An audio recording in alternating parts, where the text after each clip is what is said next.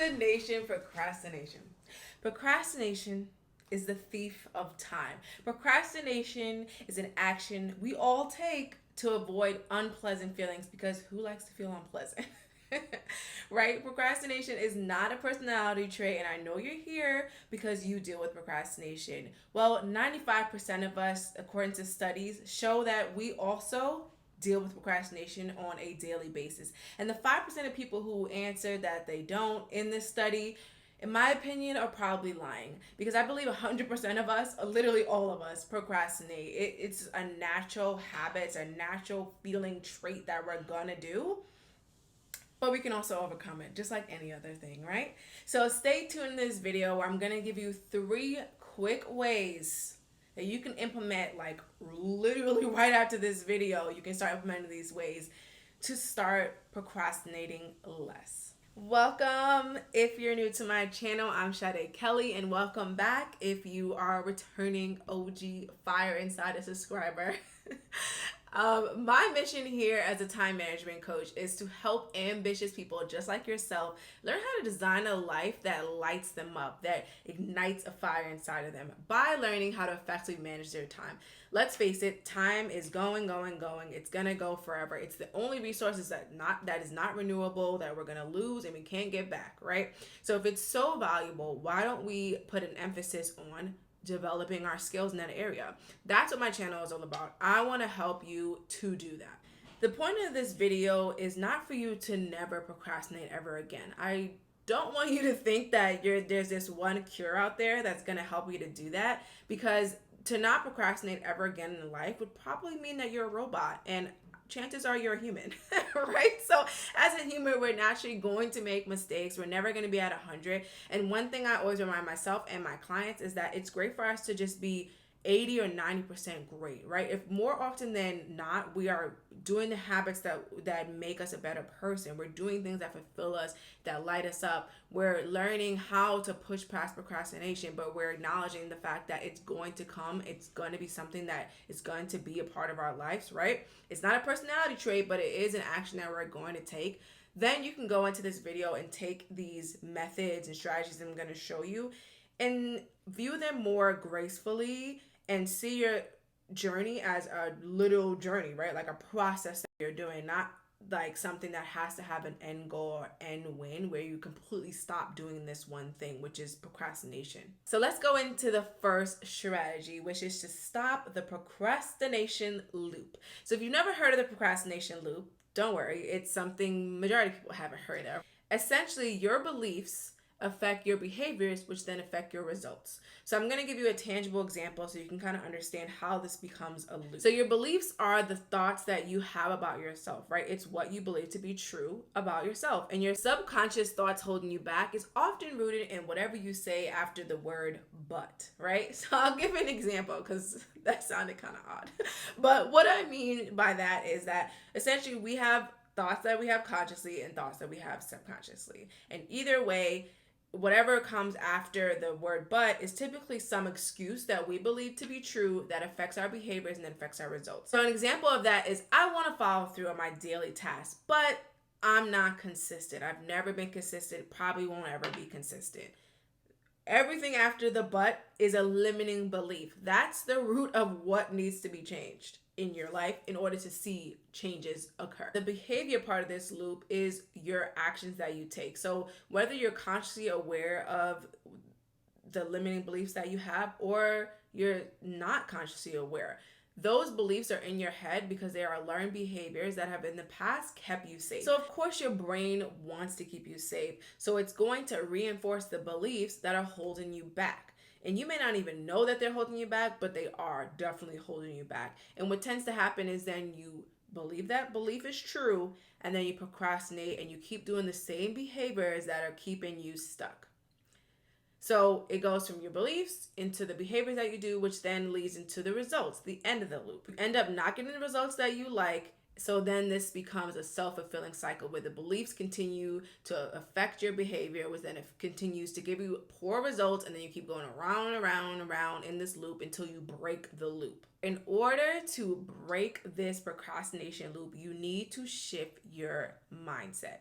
You need to dig deep into your limiting beliefs and assess them, right? You need to actually think through, like, what is actually holding me back in terms of my beliefs. I have my clients go through a whole exercise on this because we literally cannot make shifts in their lives, their schedule, the way they build their habits until they figure out what are those limiting beliefs, where do they come from, and then figure out ways to start shifting those beliefs, whether with affirmations, meditations, just find ways to rewire your mind so that way it can change your behaviors. So that way when you start doing things, right, that reinforce better beliefs, your behaviors start to change, and then you start to get positive results. And ultimately, that's where confidence comes from. When you can prove to yourself that you can do the things that you say you're going to do, you start to feel more confident because you believe that when you say you're going to do something, you actually can do it. Many people wait for confidence to strike when they really need to just be taking action and showing themselves that they can do it. And that's what's going to breed that confidence. So that is how you break that loop and actually create a better loop for yourself so that you can start doing more and procrastinating less. Now, my second tip is to identify why you're procrastinating in the first place. If you don't know the root of the problem, you can't make a solution, right? You really have to understand and be self-aware of what's holding you back. So if you're procrastinating on a certain task and you've seen that you're procrastinating on from days and days, months, maybe even years. I have clients who come to me who wanted to accomplish. I have one client came to me, right? She's been wanting to accomplish and finish this course on bookkeeping because she wants to have a bookkeeping business so that she can ultimately leave her job. And she has been procrastinating on this course for 2 years. She came to me and she was able to finish this course in less than 3 months, right? I believe she finished it in about 6 to 8 weeks, something that she's been sitting on for years, like mind blowing. So you really have to figure out, and that came from us digging deep on why are we procrastinating? How can we make this happen? So I want you to do this for yourself. Really assess why you're procrastinating on these tasks in the first place. Now, some common reasons people procrastinate really comes down to the task just not aligning with them. It just doesn't vibe with who they are.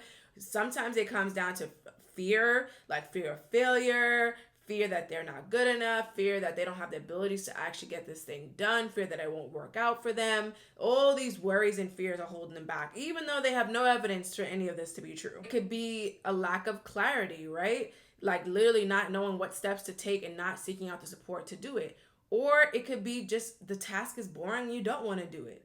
There's just so many reasons why we procrastinate. So the digging into the reason why can help us to literally analyze through it and figure out how to push past it. Or maybe it's sometimes a task that we need to delegate off or just delete, like we don't even need it, right? So sometimes the things that we're procrastinating on, there's many different ways on how we can approach whether or not it's something worthy of us doing or if it's just something that doesn't need to get done. And I don't think a lot of us spend enough time figuring that out.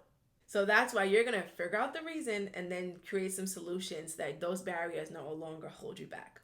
My third tip is to time yourself. Set a deadline for the task, start that timer, then go, right? Don't even let your mind hold you back. Literally select the task you're going to focus on and start really small. I like to start with like literally 5 minutes. If it's something I've been procrastinating on, like for instance, for me, it's usually putting laundry away. It's a lot of stuff in my personal life I'm more a procrastinator in.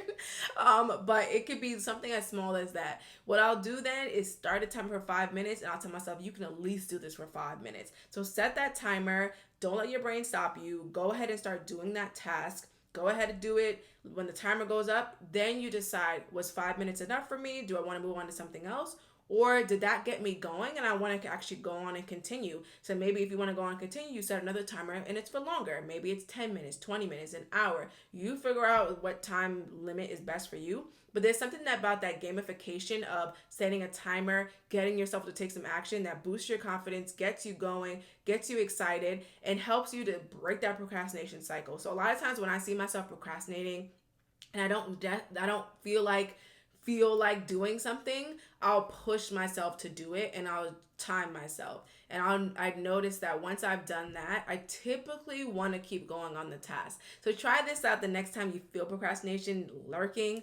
Set a timer, start, and then reassess how you want to move forward. And know that your time is your choice and you get to decide how you're going to spend it. Just spend it doing things that matter more to you. Spend it being more productive on the things you know you gotta get done so you can spend more time on the things you enjoy. It's as simple as that. Let me know in the comments which of these methods resonate best with you and which one you're gonna start implementing right now. If you're seeking personalized support on overcoming procrastination and achieving your goals quicker, then make sure to book your Stop Your Time for Managing You consultation in the description box below. In this consultation, we will discuss and diagnose your time gaps and how you could be using them better and come up with a plan to get you achieving your goals and dreams on a quicker basis, more confident and with more ease. Diagnosing gaps in your time can literally do wonders. Some of my clients have been able to 4 times their inventory within their business, secure their first 5-figure deal, finally stop procrastinating and start a whole side business while working full-time, which was my story and how I ended up in being a full-time entrepreneur, be able to have more time with their partner, friends, and family without stressing over a to-do list, and feel accomplished on how they spend their day every single day and stop that stress and anxiety over time.